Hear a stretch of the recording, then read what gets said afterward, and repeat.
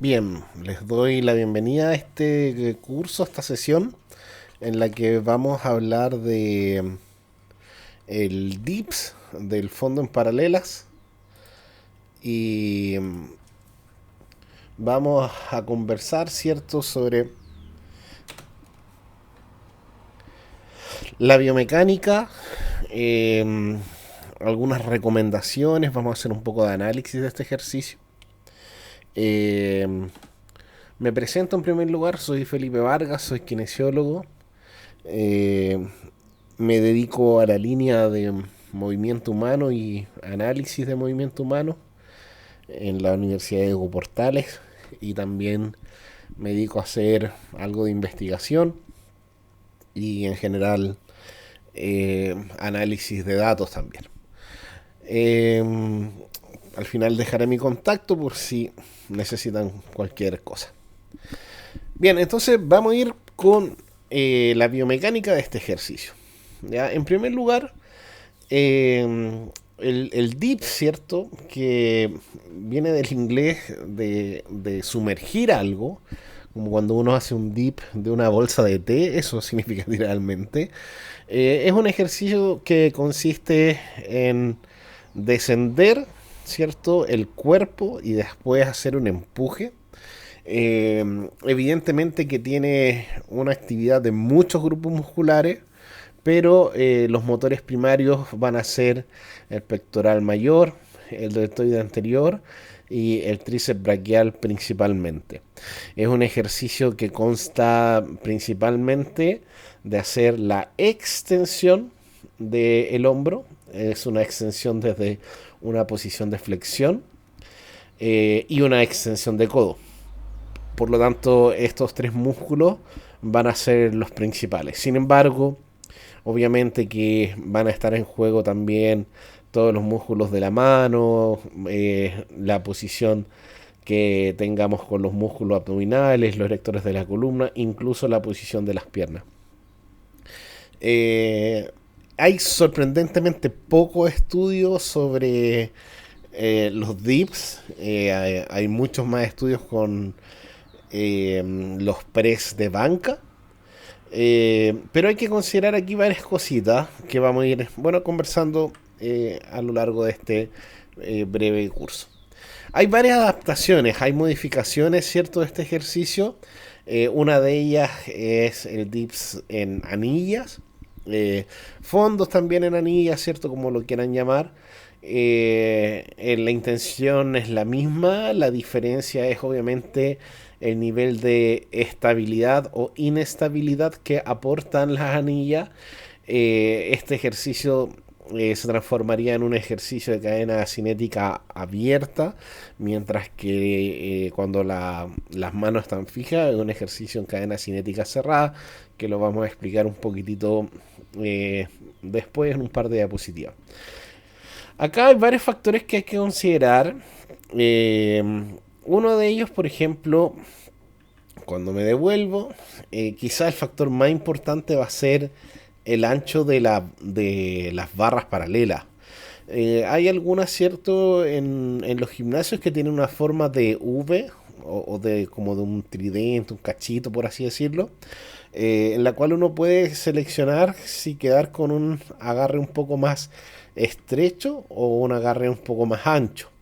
Y eso es uno de los factores claves de la musculatura que se va a estar utilizando. Y en este caso, cuando trabajamos en anillas, también en donde esté el centro de la anilla, es decir, hacia dónde va eh, la correa, va a ser también un elemento súper clave con respecto a la cantidad de estabilización que pueda estar aportando.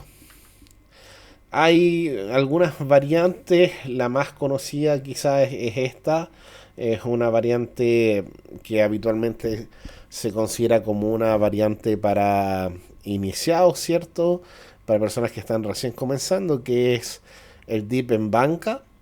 Y acá tenemos una variación que es el dip en banca, pero la diferencia es que con los pies en el aire. Lo que va a activar también en esta posición y en esta posición, músculos, ¿cierto? De los isquiotibiales, los isquiotibiofibulares, va a activar el bíceps femoral. Entonces se transforma en un ejercicio un poco más global, un poco más eh, metabólico, por así decirlo. Podemos tolerar más repeticiones. Sin embargo, hay algunos estudios que han analizado la posición del hombro en este ejercicio. Por lo tanto, es uno de los aspectos que hay que considerar. Y también, ¿cierto? Cuando le ponemos carga, por ejemplo, en esta posición, que algo también se puede hacer o hemos visto. Bien, acá está precisamente este accesorio, ¿cierto? Que tiene esta forma como de un diapasón que se va expandiendo. Y el gesto, ¿cierto? Habitualmente comienza en esta posición. Si consideramos esto como un ejercicio de street lifting o powerlifting, acá vamos a tener la consideración de el cinturón que va a tener, ¿cierto?, su respectivo lastre. Entonces, posición de inicio. La posición de término consiste en bajar. Habitualmente se considera, cierto, que el codo tenga por lo menos 90 grados de flexión, y después vamos a tener la fase de ascenso o fase de recuperación. Esta vendría a ser la fase, cierto, excéntrica. Y acá tendríamos todo lo que sería la fase concéntrica, donde los músculos se están acortando para producir fuerza. Acá, obviamente, en la fase excéntrica también están produciendo fuerza. Sin embargo, nosotros podríamos dejarnos caer, ¿cierto? Y en el fondo disminuir la cantidad de trabajo que se está haciendo. Por lo tanto, en esta fase, en la fase excéntrica, la cantidad de trabajo va a estar dependiendo principalmente de la velocidad del descenso. Y en la fase concéntrica también la velocidad va a determinar la cantidad de trabajo por la fórmula, pero habitualmente vamos a tratar de subir lo más rápido posible, lo más explosivo posible, para hacer ciertas repeticiones que nos cansen un poco menos cuando queremos hacer varias repeticiones. En esta imagen en particular, que es de un video de CrossFit, ¿cierto? Hay un detalle que es importante notar, y que es la posición en la que termina el hombro en esta ejecución. Si nos vamos a dar cuenta que acá la escápula o el hombro, ¿cierto? Que tiene mucha flexión,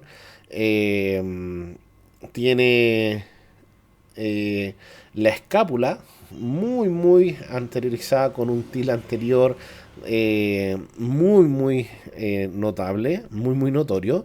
Entonces eso va a someter a estrés mecánico a las estructuras de el hombro. Entonces, una de las principales recomendaciones que se debería hacer cuando realizamos un dip es mantener la verticalidad del tronco.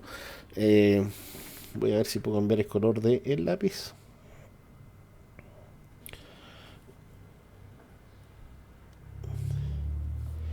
Me fui.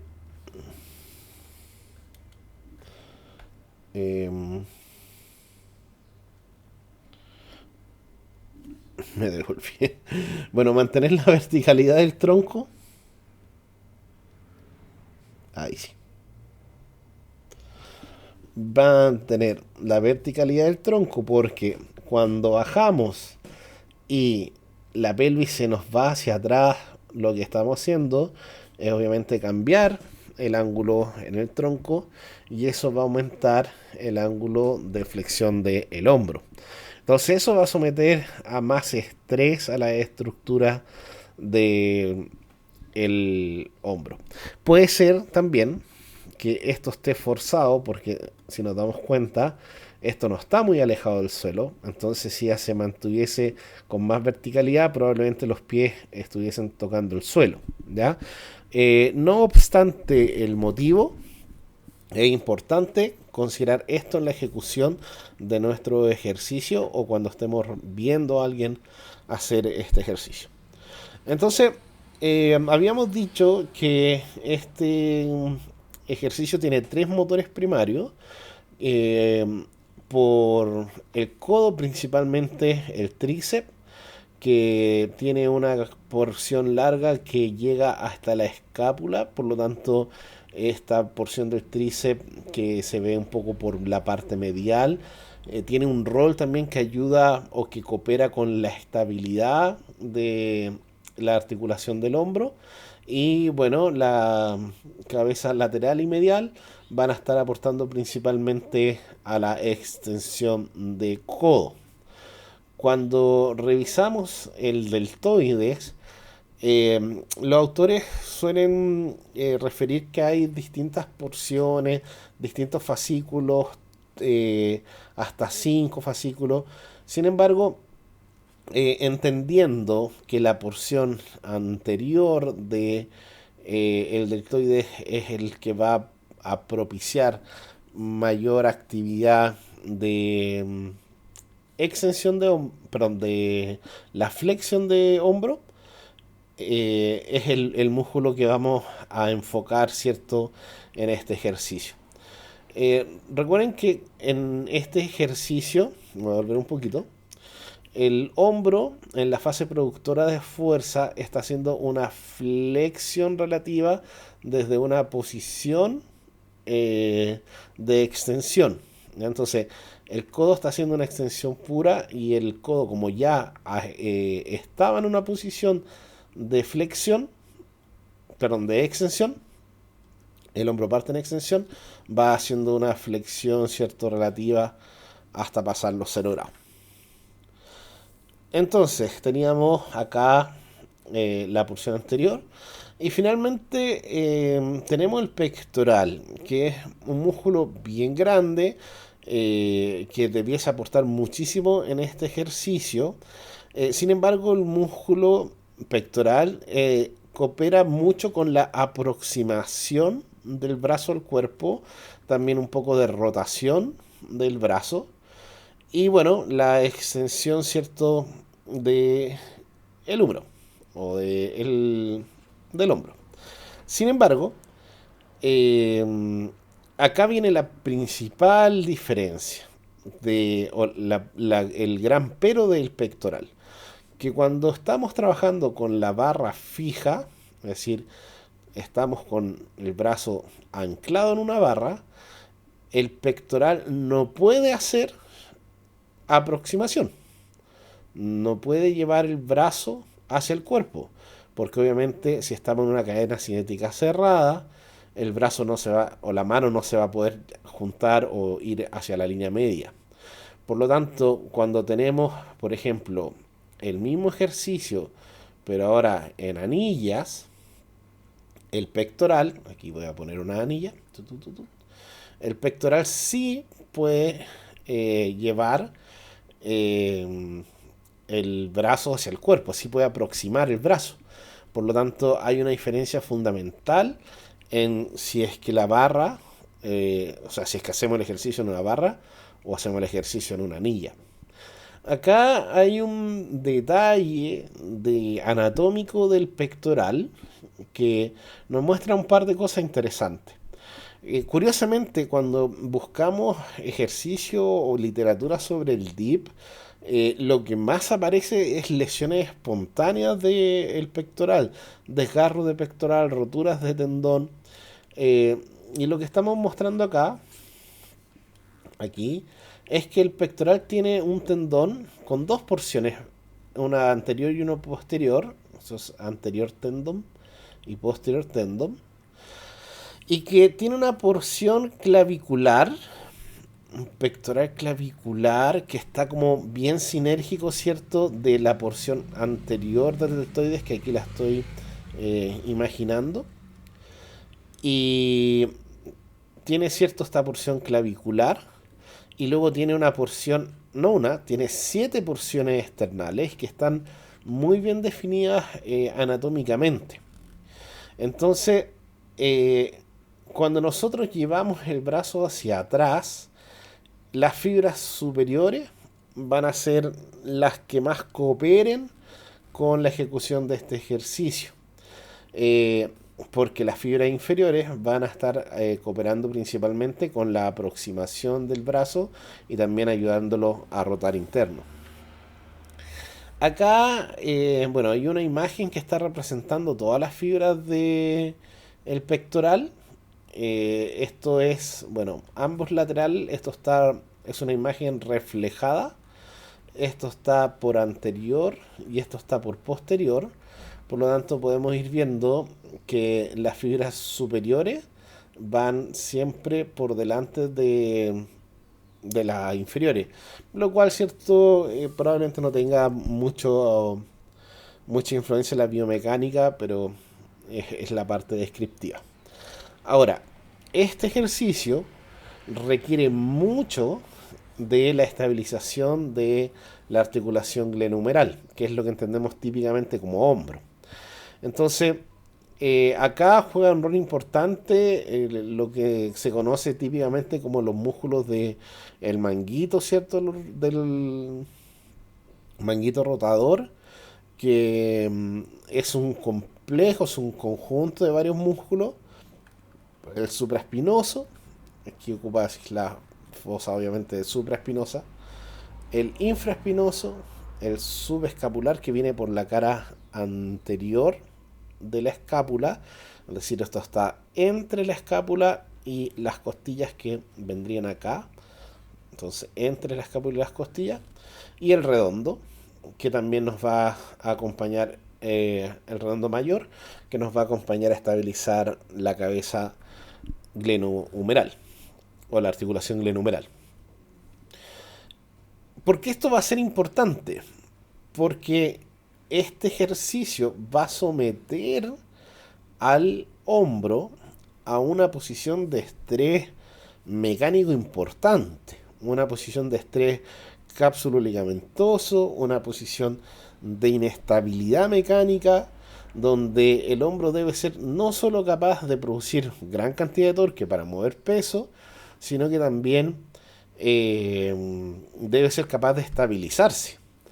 Acá hay un dibujo que está mostrando el supraespinoso, ¿cierto? Que pasa por debajo de la clavícula, que es esta pasadita.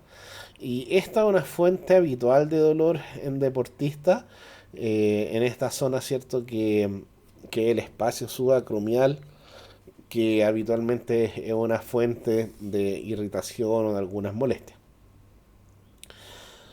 También, cierto, tenemos varios grupos musculares que nos van a estar acompañando en esta ejecución de la posición. El pectoral menor nos va a ayudar a estabilizar la escápula, lo cual es importante en este ejercicio. El serrato también nos va a estar ayudando a estabilizar la escápula. Lo mismo, ¿cierto? En una forma, menos quizás, en menor medida, el trapecio, las fibras inferiores. Bueno, aquí tenemos el deltoide anterior de nuevo. El coracobraquial es un músculo que nos va a ayudar mucho en este... o sea, mecánicamente el coracobraquial es un músculo que está diseñado para hacer el dip. Sin embargo, es un músculo mucho más pequeño que el tríceps, que el pectoral, por lo tanto su capacidad de torque no es tan grande. Y lo otro es que es más profundo, por lo tanto los estudios que han analizado el ejercicio no logran llegar, ¿cierto?, a la actividad del coracobraquial. Y acá tenemos el redondo, que también nos va a cooperar en la extensión y en la aproximación del brazo. Entonces, uno de los factores importantes de seguridad para este ejercicio es la posición de la escápula. Entonces, acá lo que estamos viendo en esta imagen, que tiene tres dibujitos, son o sea, tres circulitos, son los movimientos posibles que tiene la escápula. Esto está visto desde arriba, entonces cuando la escápula mira más hacia adentro del cuerpo, está haciendo rotación interna. Esto es como si ustedes intentan abrazarse a sí mismos lo que más puedan, la escápula va a estar haciendo rotación interna, ¿ya? Y si ustedes se expanden y llevan los brazos hacia atrás, la escápula va a estar haciendo rotación externa. Eh, Vamos con el upward. El upward es un movimiento de rotación o de báscula externa, para no confundirlo con la rotación, que ocurre cuando levantamos el brazo. Ya, por lo tanto, cuando llevamos los brazos hacia el techo, elevamos los brazos, vamos a estar produciendo upward. Y cuando llevamos las manos o los brazos hacia atrás, hacia abajo del cuerpo, vamos a estar produciendo downward. Ya, o báscula interna también se le puede traducir a este movimiento.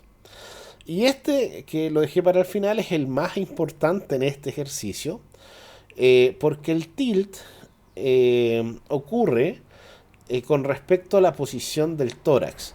Todos estos movimientos en la escápula hay que tener en consideración que son movimientos que ocurren en planos que no son puros, porque se van a ir modificando a medida que la escápula se va moviendo, porque nuestro tórax no es un plano, sino que es una estructura cuasi cilíndrica, tridimensional.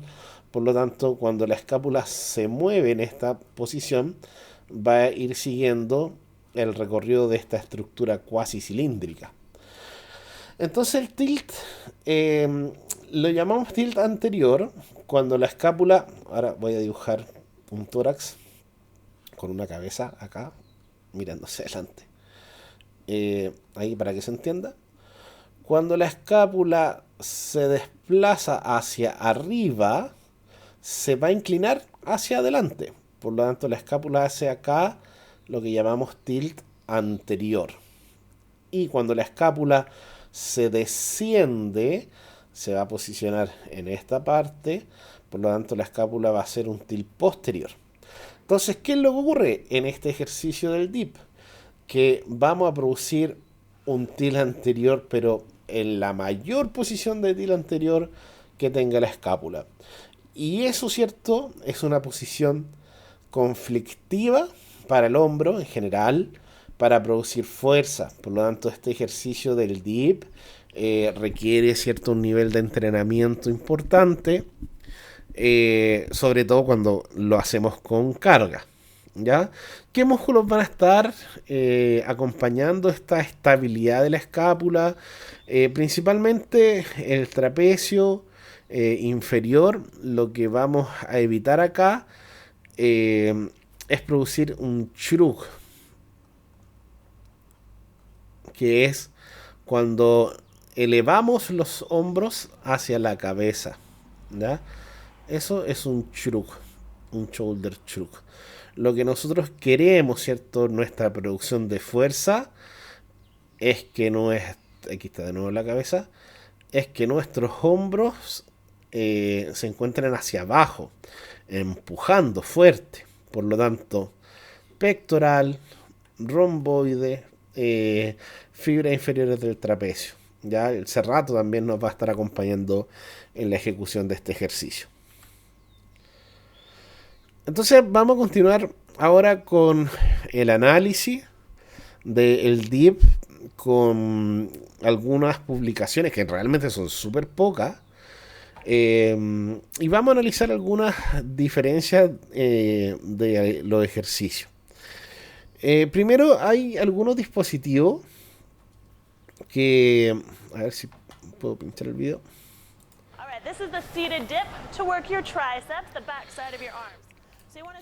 Que es, en el fondo, una máquina para dips.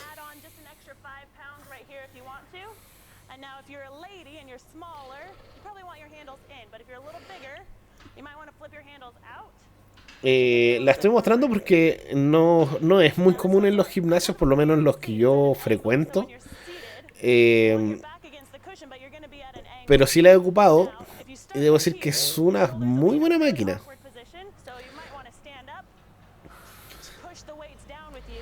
Entonces, bueno, fíjense que el asiento tiene un poco una inclinación una declinación para que cuando la persona se siente no salga volando, ¿cierto?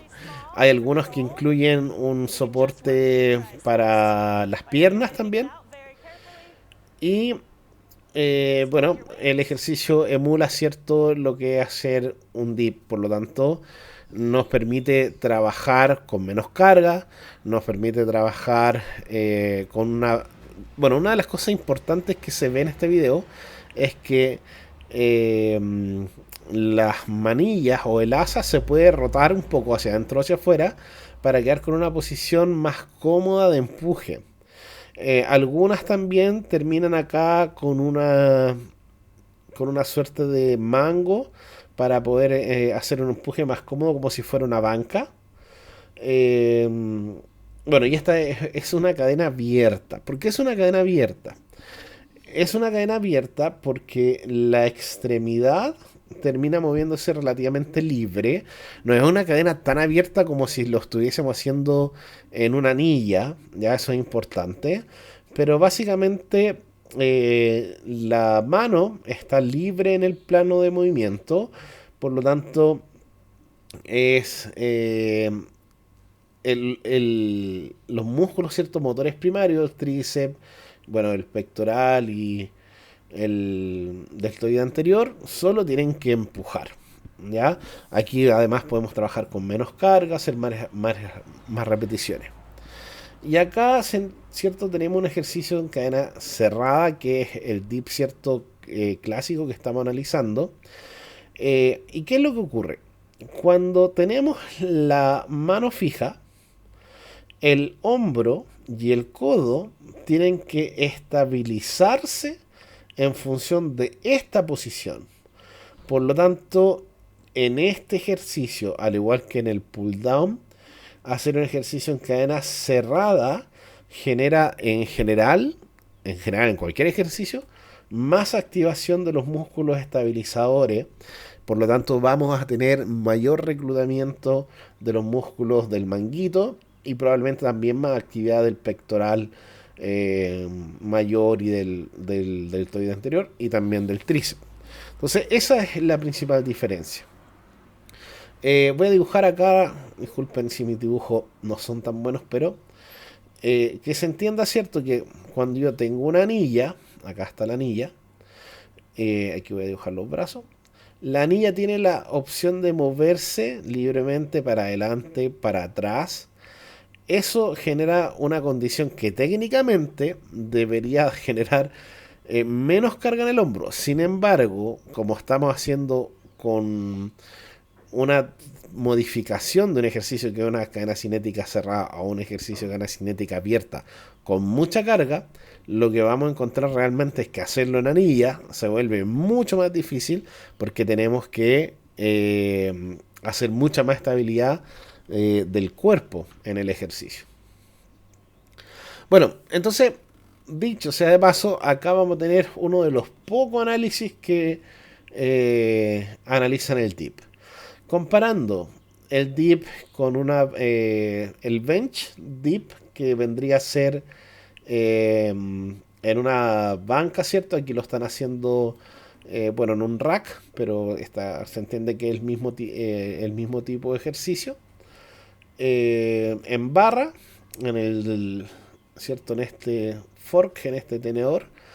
Y finalmente en las anillas. Entonces, es un ejercicio, o sea, es una evaluación que compara, ¿cierto?, la cinemática y la actividad muscular de estos ejercicios. Entonces vamos al análisis. Esto es extensión de hombro.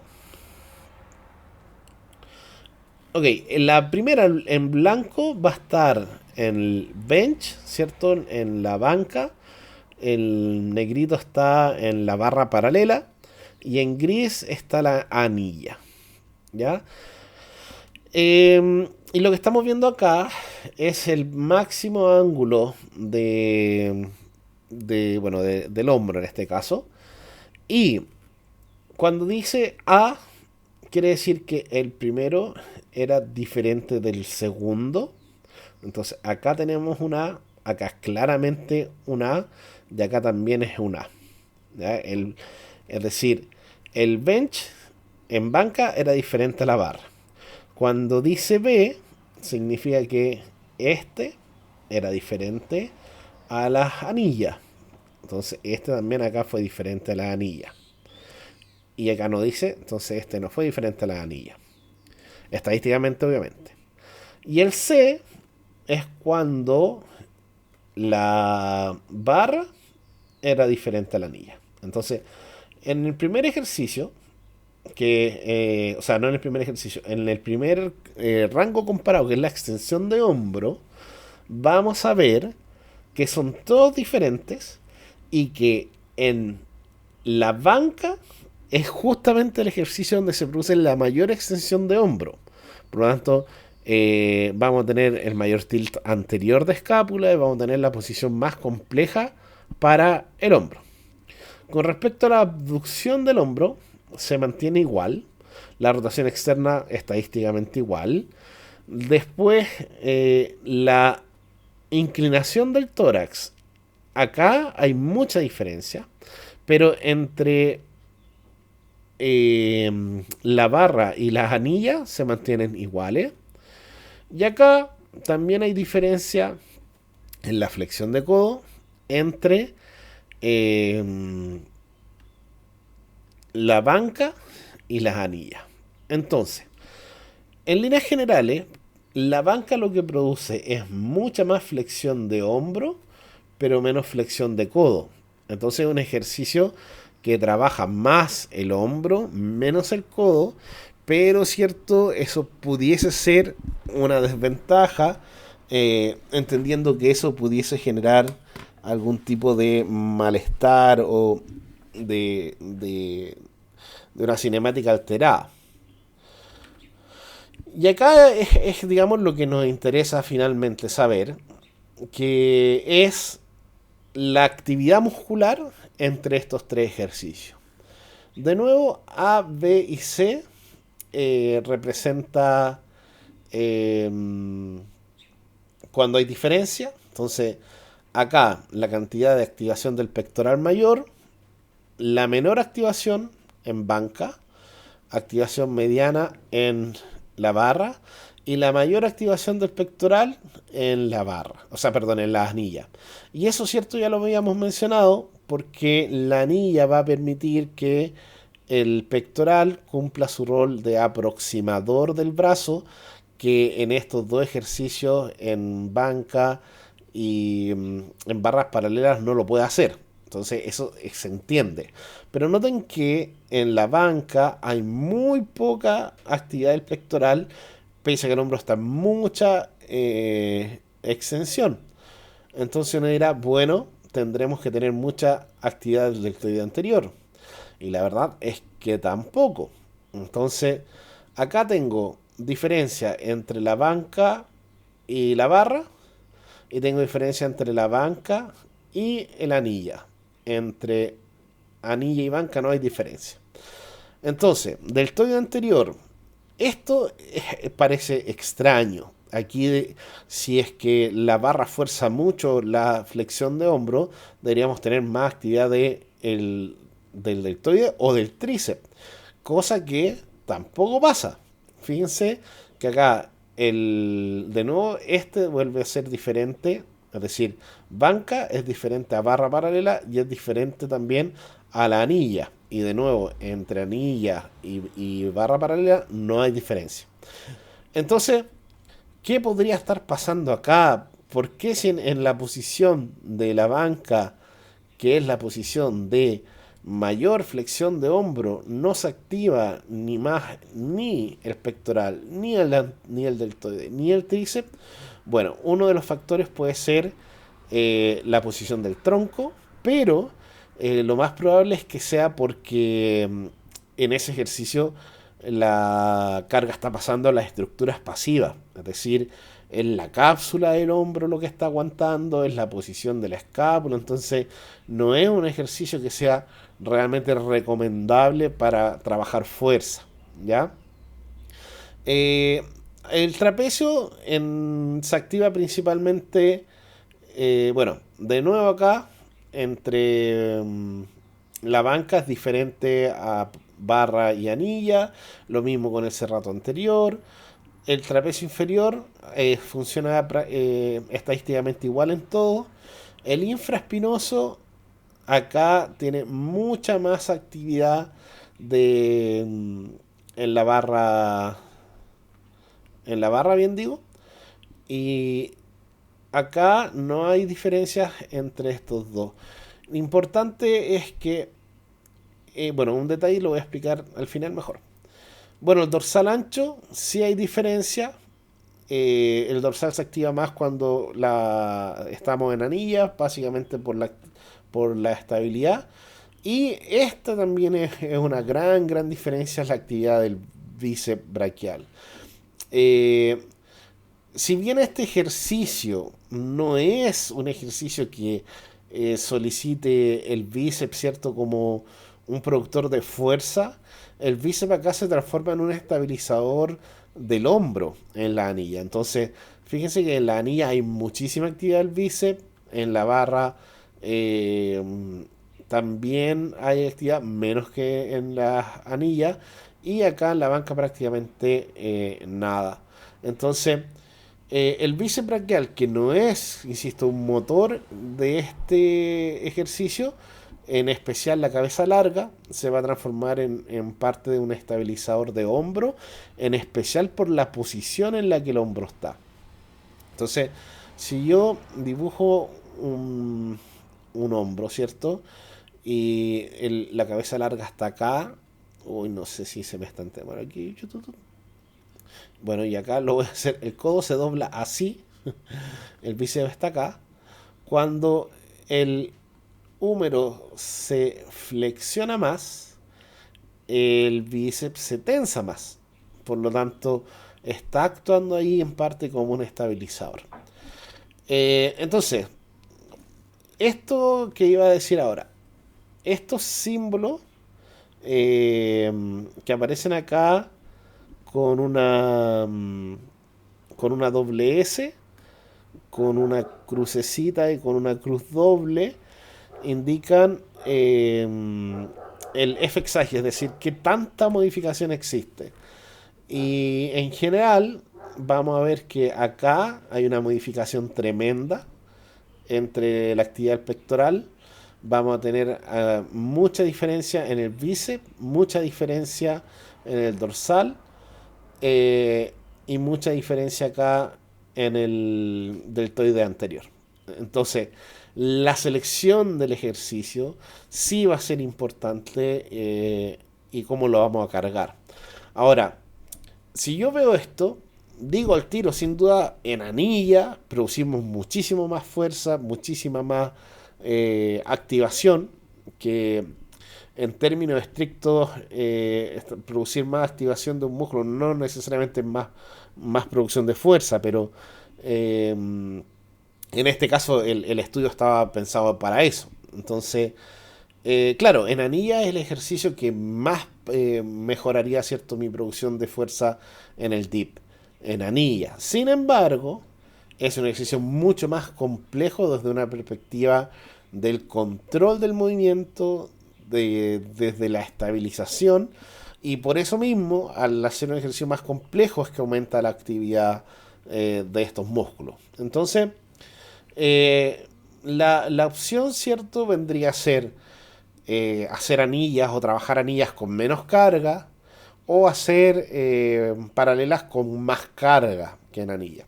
Ya no, en general, cargar anillas con mucho peso no debería ser una buena opción que nos pudiese llevar a lesionar.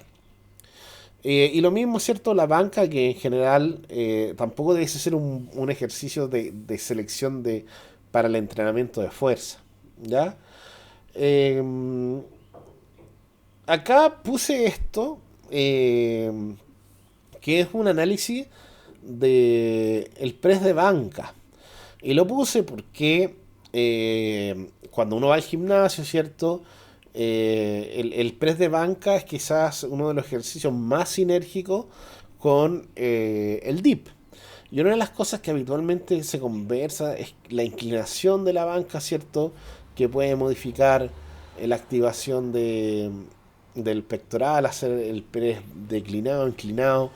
Entonces acá lo que hicieron fue efectivamente analizar cuánto se activaban los distintos músculos, AD, que es el deltoide anterior, eh, fi- pectoral mayor, fibra superior, up, pectoral mayor, porción media, pectoral mayor, porción baja, low portion, y el tríceps. Entonces, evaluaron acá con una electromiografía inalámbrica la actividad de estos músculos en distintas posiciones de la banca. Esto es algo que se sabía hace relativamente harto tiempo. Esto es un estudio que lo viene como a confirmar. Eh, Acá está la inclinación. Inclinación positiva, no es declinación. No, la persona no quedó haciendo así el ejercicio, sino que fue quedando cada vez más sentada hasta los 60 grados. ¿Ya? Eh, Bien, veamos las fibras del pectoral. En general, lo que vamos a ir viendo es que a medida que íbamos inclinando, iba disminuyendo la cantidad de activación del pectoral medio y el pectoral inferior. Y un poquito quedaba acá eh, las fibras altas del pectoral, que vendría a ser, cierto, esta porción eh, clavicular del pectoral que estaba en una de las imágenes anteriores. Pero a medida que íbamos aumentando la inclinación, lo que iba ocurriendo finalmente es que iba aumentando la actividad el deltoide anterior. Por lo tanto, acá en 60 grados, ¿cierto? Y probablemente esto, mientras, si lo hacemos de pie, se active más el deltoide anterior. eh, es un buen ejercicio para trabajar el deltoide anterior en los 60 grados. Aquí no me quedó en 60, acá está como en 45, pero entiendan que en los 60. El otro detalle importante es que el tríceps braquial no modifica la actividad en ninguna posición de la banca.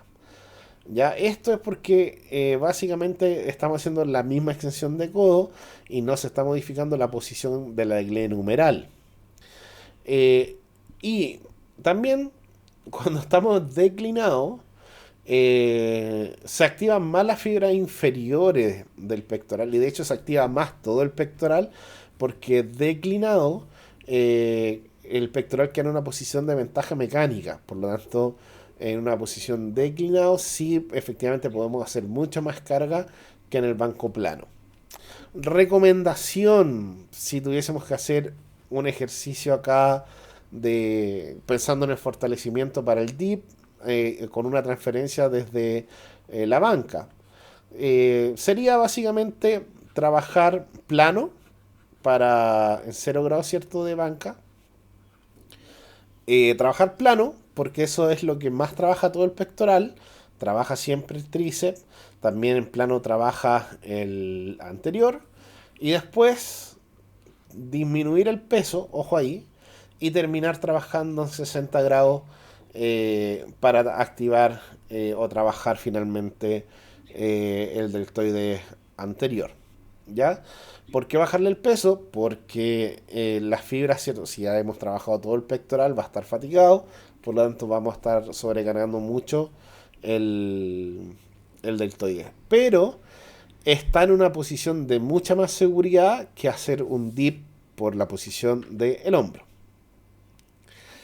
Entonces, uno de los elementos más importantes o que más influye en la paralela es precisamente la distancia de la paralela.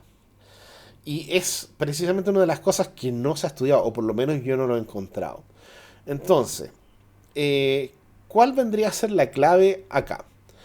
Primero, si la barra se va volviendo más ancha, lo que vamos a hacer es limitar el aporte del deltoide, limitar el aporte del pectoral a la producción de esta elevación, eh, y va a estar trabajando siempre el tríceps. Entonces, lo ideal en este ejercicio para producir la mejor y la mayor cantidad de fuerza es como justo lo que estamos viendo en esta foto. Que los codos quedan cercanos al cuerpo, es decir, lo más aducidos posible. Eso va a estar garantizando que el pectoral esté trabajando acá, que la extensión de hombro sea muy propicia, muy clara por el deltoide anterior, por el pectoral. Noten que, bueno, acá este sujeto tiene ahí todo bien definido. Y la extensión del tríceps. Otra cosa es que la muñeca va a quedar en una posición neutra sobre la barra. En esta posición que estamos mostrando, ¿cierto? Y el grip, ¿cierto? Ojalá siempre hacerlo con la mayor cantidad de fuerza, apretar bien firme la barra, porque se sabe, los estudios han mostrado que cuando hacemos un grip con mucha fuerza, se activa, mientras más fuerza de grip, se activan más los músculos de el manguito rotador o los músculos estabilizadores glenumerales. Entonces es una buena estrategia utilizar eso. Punto 2.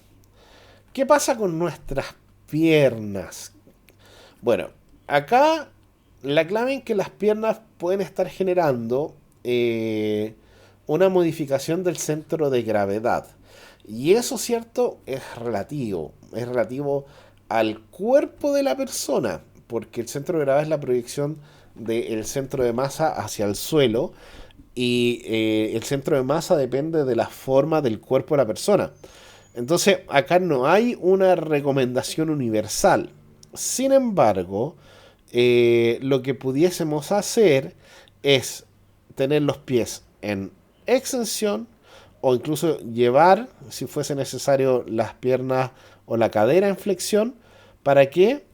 Para mantener o cooperar con la verticalidad del tronco. Entonces esto es muy fácil de hacer.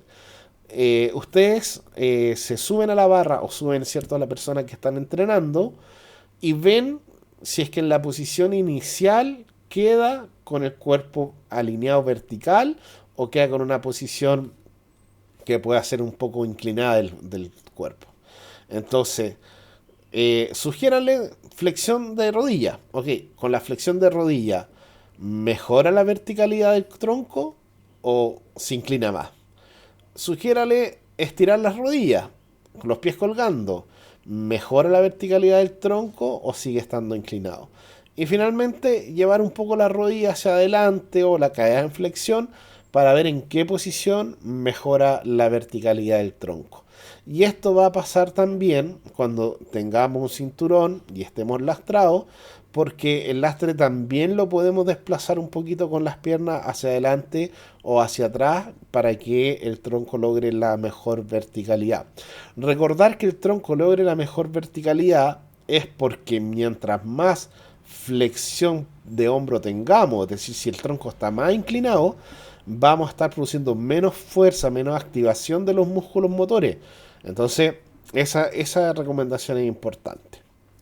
Ahora, cuando uno se pone a buscar, finalmente ya, cuando hay tan poca evidencia científica, uno empieza a buscar videos, ¿cierto? Y hace una búsqueda por una área gris, ¿cierto? Y se encuentra con algunas cosas como esta. Eh, y no pocas veces, hartas veces. La pregunta es, ¿estas cadenas sirven para mejorar la fuerza? Cadena y unas kettlebell en la punta de los pies.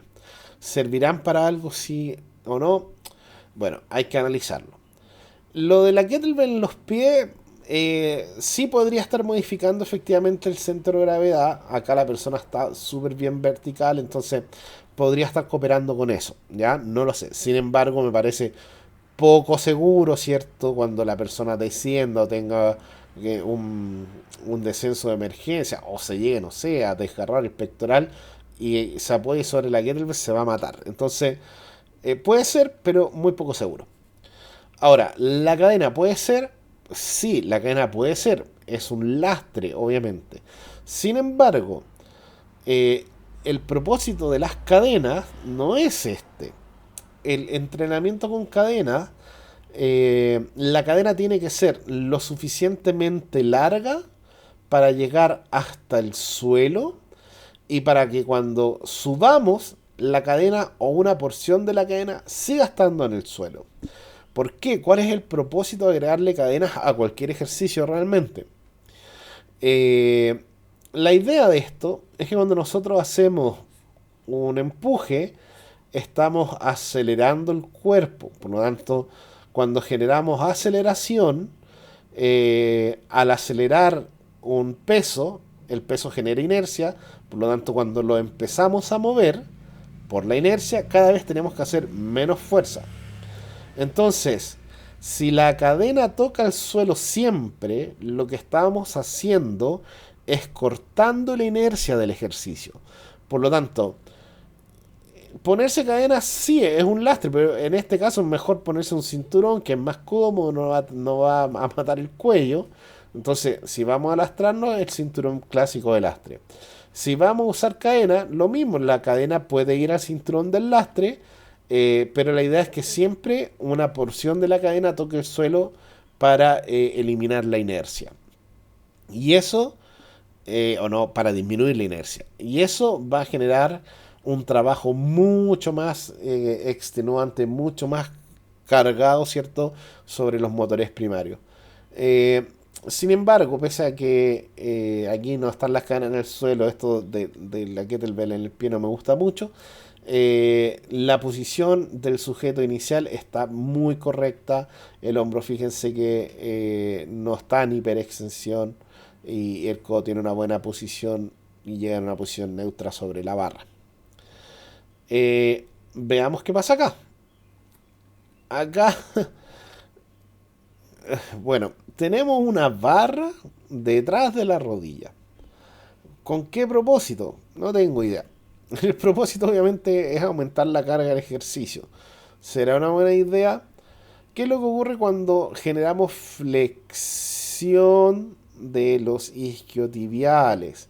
Los isquiotibiales, ¿cierto?, van a estar propiciando movimientos en la cadera.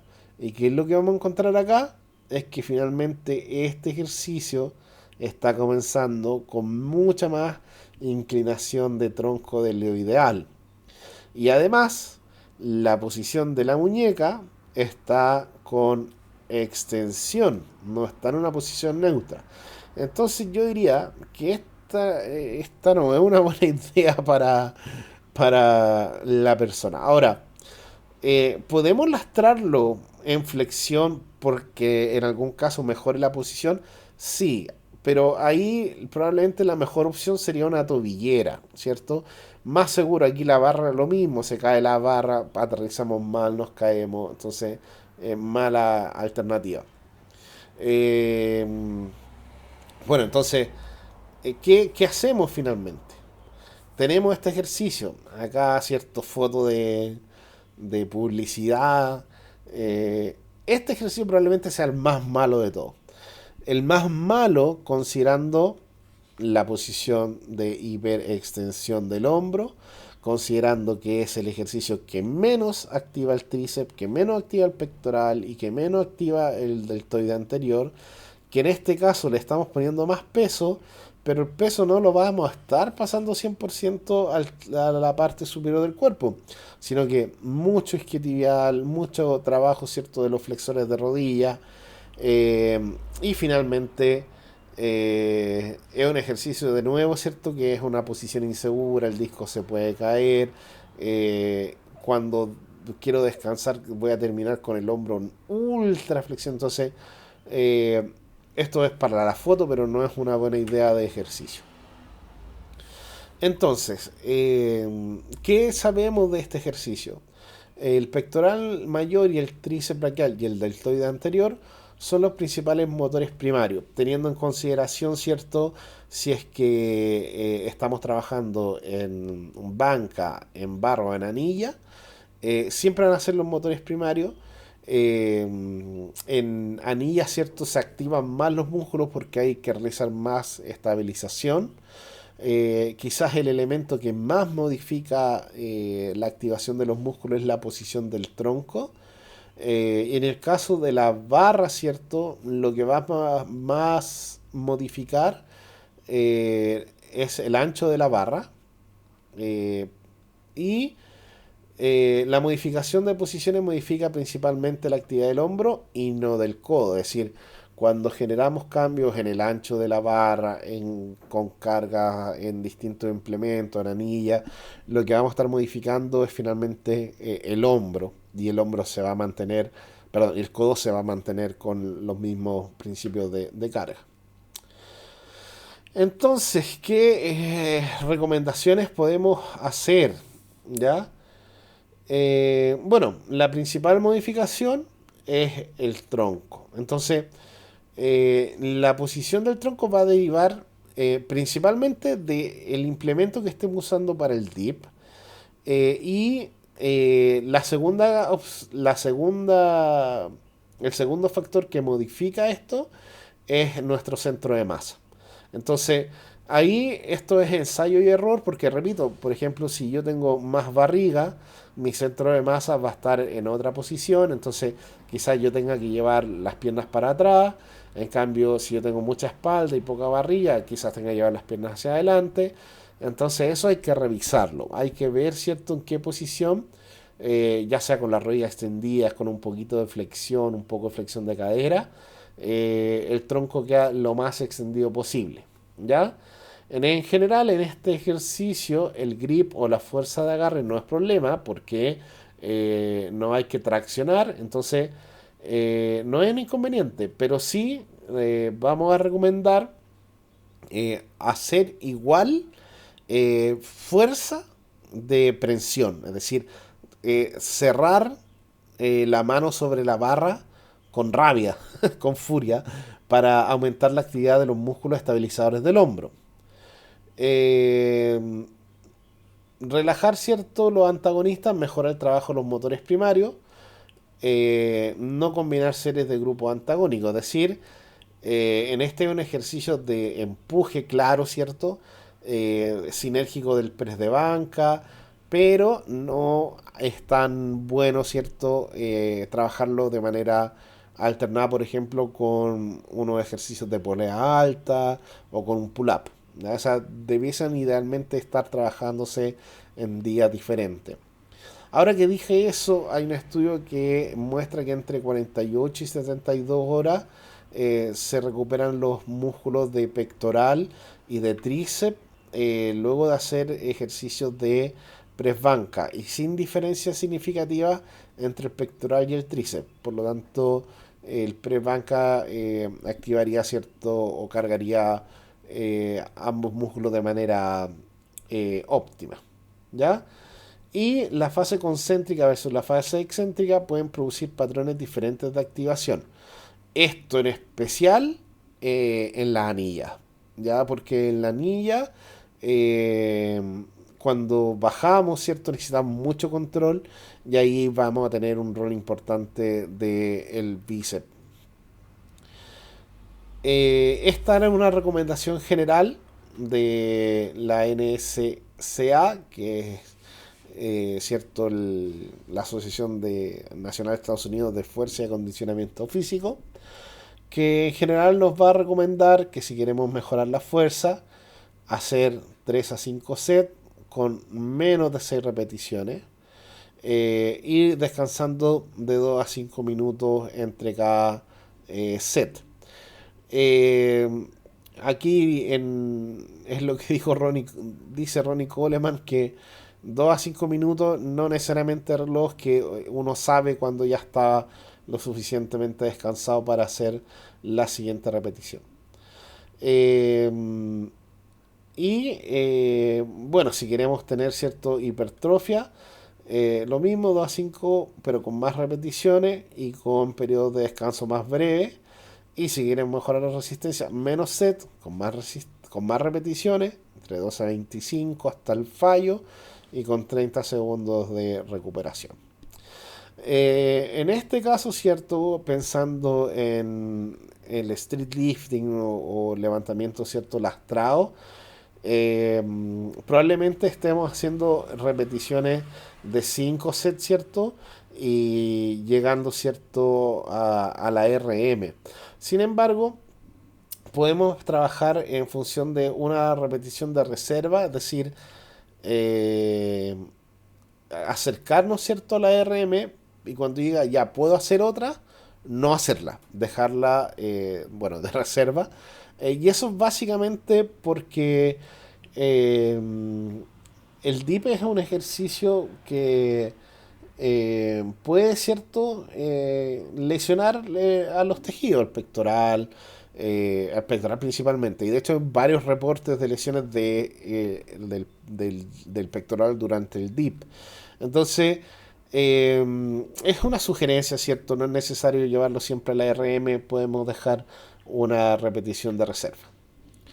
Ahora, este estudio que realizó la comparación entre banca, entre, bueno, tenéis que escribir, entre banca, entre la barra y las anillas, hizo o presenta en el estudio este flujograma.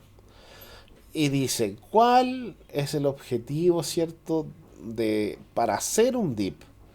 Entonces, objetivo es entrenar tríceps, pectoral, la fuerza general de empuje o hacer un programa de rehabilitación. Y aquí vamos a ver que el flujograma, la toma de decisiones, está bien interesante. A ver, partamos por el tríceps, con lo que ya hemos conversado. Dice, nuestra persona está bien entrenada. Si la respuesta no, es que haga push-up en el suelo, ¿ya? Que haga tríceps kickbacks, que esto es tríceps con polea, ¿cierto? Esta clásica flexión que... Uy, que me quedó fea la polea. Aquí que la persona tiene que hacer la extensión de la polea. Es decir, no haga dips para el tríceps si es que la persona no está bien entrenada. Entonces, quiero trabajar tríceps, estoy bien entrenado. La persona dice, puede hacer varias repeticiones con la barra y si la respuesta es no, siga haciendo barra, pero regresiones, que la voy a mostrar al tiro cuáles son las regresiones, que en el fondo son modificaciones. Puede hacer ahora sí y dice, ¿se va a beneficiar del movimiento o de la complejidad del movimiento? Si la respuesta es sí, vamos a hacer anilla. Es decir, si la persona va a ser un atleta que va a ser gimnasta, haga anilla. Si no, siga trabajando en la barra, ¿ya? Para tríceps. En el pectoral el flujo es muy parecido. ¿Estoy bien entrenado? No. Entonces, regresión. ¿Estoy bien entrenado? Sí. Llegamos a este mismo flujo, ¿cierto? Pero me vuelvo a preguntar, ¿me voy a beneficiar de un ejercicio más complejo? Si la respuesta es sí, me voy a anilla, si no me quedo haciendo barra. Ahora, mi intención es trabajar fuerza, que es lo que quiero.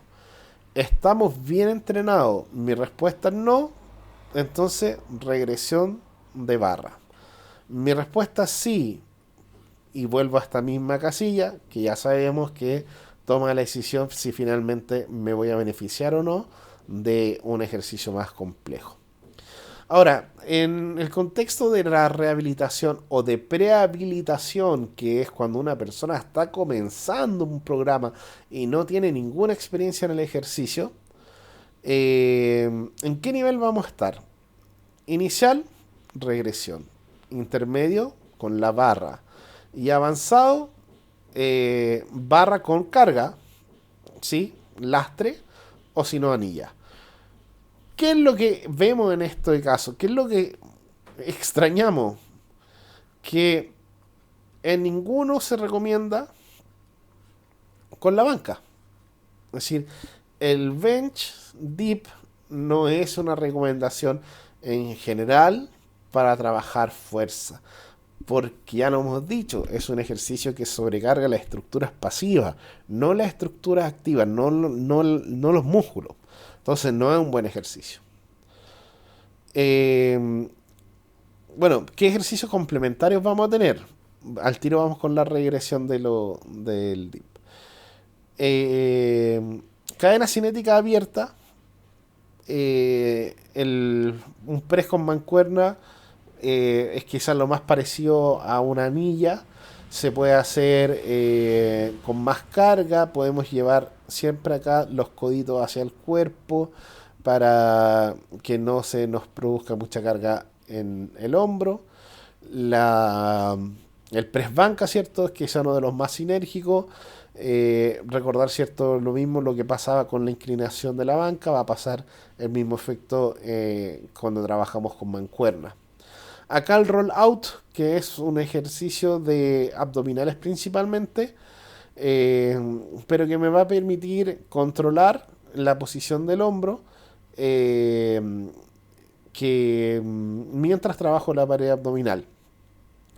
El rollout, ¿cierto? Si yo hago la flexión de codo, también va a estar trabajando el tríceps y el pectoral. No es un ejercicio de tríceps, no es un ejercicio de pectoral, pero como esto es inestable, vamos a estar activando los músculos estabilizadores del hombro, así que es un buen ejercicio.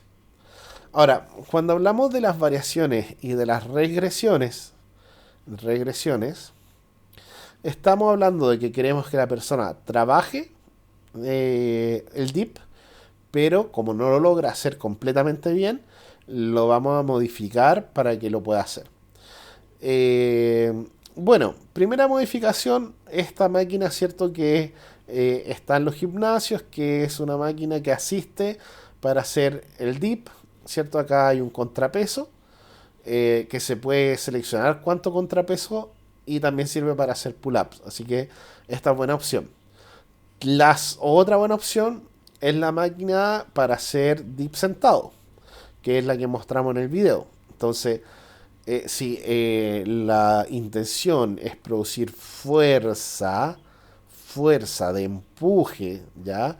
Sin considerar el músculo, no culturismo, sino que producción de fuerza, partamos acá. Esta es una buena posición. Y aquí lo que yo corregiría, que ustedes ya lo deberían ver conmigo, es que la persona lleve la cadera hacia adelante. ¿Para qué? Para mejorar la verticalidad del tronco. Entonces, eh, cadera hacia adelante, tronco vertical y hacemos un dip asistido. Acá es una variación que es un stand dip, que es básicamente de pie, o básicamente que, bueno, acá estamos en un rack que se baja, ¿cierto? El fork, este tenedor, y la persona tiene los pies apoyados en el suelo. Eh, Obviamente que el ejercicio no consiste en hacer una sentadilla, pero la persona, ¿cierto? Tiene que estar trabajando el dip y los pies les van a estar asistiendo. Otra opción, ¿cierto? Es que esté un poquito más arriba y que la persona tenga la puntita del pie apoyada. Lo mismo, ¿cierto? Cadera hacia adelante para evitar el desplazamiento de la inclinación excesiva de tronco. Finalmente tenemos acá un dip asistido por banda elástica. Eh, Acá probablemente han visto videos, ¿cierto? Que la banda se sube y le golpea. Hay varias opciones de trabajar con la banda elástica. Una opción bien segura es que, bueno, que sea no de esta, que sea un loop, ¿cierto? Y dejarlo pasado sobre la barra y que la persona se engancha aquí. Entonces así corre menos riesgo. Ahora, esta banda es una banda de poca resistencia, aquí se está asistiendo lo mínimo. Y lo mismo probablemente en este caso, en esta persona, en las tres variaciones le deberíamos corregir la posición de la cadera. Noten que si él extiende la cadera, ya que empuje hacia adelante, la posición del tronco va a mejorar bastante. ¿Ya? Y acá en vez de tener, no sé, quizá unos 120 va a quedar perdón, en 90 grados. Bueno, finalmente Siempre es bueno agregar, ¿cierto?, en un programa de fuerza ejercicios que impliquen variaciones de este tipo, con rotaciones de tronco, que mejoren nuestra pared abdominal, ¿cierto? El control de la cadera, el rollout. Este es un ejercicio que, si bien funciona mejor para el pull-up, es un buen ejercicio para mejorar de nuevo la posición. Y acá es súper interesante pedirle a la persona que controle la lordosis, ver o pedirle si es capaz de llevar mientras está haciendo contracción del abdomen, modificar la curvatura lumbar. Ya un ejercicio de control. Y obviamente incorporar siempre a los programas de fortalecimiento ejercicios de rotación interna pura y rotación externa pura, eh, que aquí están cambiando los nombres, pero rotación interna y rotación externa pura, que puede ser concéntrico, puede ser excéntrico, puede ser con banda elástica, pero la idea es que siempre partir eh, con algún grado de ejercicios de rotación. Eh, mm, que sea rotación pura no es porque el manguito rotador haga rotación pura, sino que es porque es una posición más segura. Pero esto se puede hacer perfectamente, por ejemplo, que tal como está la persona, yo aquí le pido que tome un elástico y yo con el elástico lo muevo hacia adelante y hacia atrás y le pido que no mueva el hombro. Entonces, dándole perturbaciones multiplanares, ¿cierto? Multidirección, la persona estabiliza el hombro. Y eso también es un muy buen ejercicio de estabilización, de seguridad del hombro, que nos va a ayudar siempre como un calentamiento y nunca, ¿cierto? Fatigar a los estabilizadores, nunca fatigarlos antes de una sesión de fuerza. Eh, Así que bueno, esa es la revisión, ¿cierto?, de los dips, lo que les puedo comentar, lo que les puedo recomendar y en general invitarlos si es que a alguno de ustedes le gusta la investigación o tiene el espacio para investigar, porque en este ejercicio en particular hay un vacío bien grande de información que ojalá lo pudiésemos ir llenando entre todos. Así que bueno, que tengan un buen entrenamiento. Espero que les haya servido este módulo y nos vemos en una próxima ocasión. Adiós.